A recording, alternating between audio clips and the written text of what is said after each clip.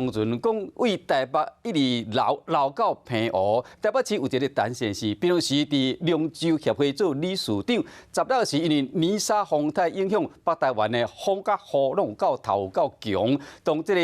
当时咧，这水呢，哇，有涨了真紧。我伫这台北北宁码头边啊，12台龙船，卖府甲旧都拢流走去啊。加在各方热心人士拍拼之下，陆续有好消息，有一台漂流到将近500公里外的这个平湖，和失主真正是意外搁欢喜。风这日头拖吊车甲龙船对海中吊起来，不过详细一看，乃会吊伫平湖的沙坡。换一个角度更清楚，钓袂少土沙，这条船真正是漂洋过海，对台北北宁码头漂去平湖。那个山上下来水流很强啊，很急啊，那一下子大家也都措手不及。人家来救的时候，他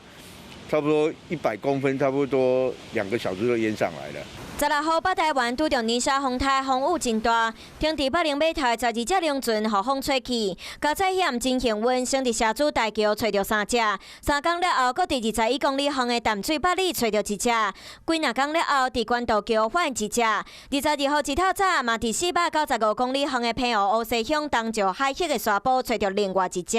毋过乃风吹甲遮尔远。风，然后再包括有强劲的东北季风，那所造成的这种可能有9到10级的强阵风，那这种天气的话，就有可能会把北边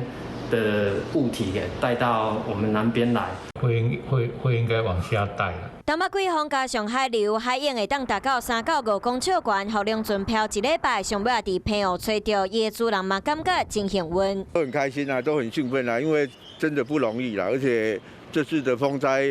看起来是没什么，但是对我们龙舟协会来讲损失很大。失主是龙船协会理事长，这拢是要摕来比赛竞技龙船，一只龙船至少需要30万。比较一些托运的方式从那边运过来，因为划回来是不可能，因为现在东北季风大，然后风浪大，划回来太危险。好佳在有搁家来斗3天，12只风吹走的龙船已经找到6只，接落来嘛希望大家斗3天，把所有龙船找回来。华视新闻看起来，赶快订阅我们的华视新闻 YouTube 频道，欢迎按赞、订阅、开启小铃铛，最新最及时的资讯要提供给你。